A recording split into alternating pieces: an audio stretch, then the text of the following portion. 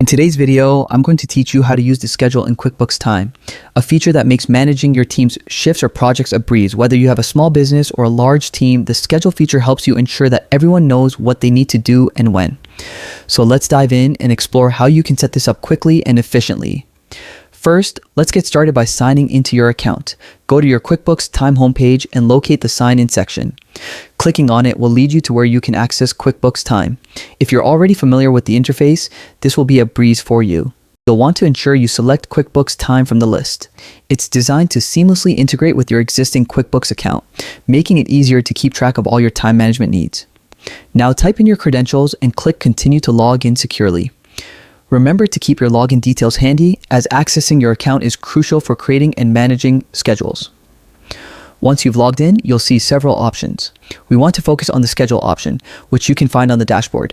Simply click on Schedule to start planning. This will take you to your schedule calendar view, where you can see your team's current availability or assignments in the schedule.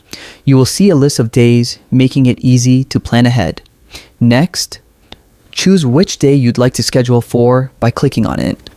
This is the day to which you want to assign tasks or shifts. On this day, start by adding a title for the shift or project. This should be clear and descriptive enough so that your team knows precisely what will be required of them. After inputting the title, proceed to add the start date for the task or event.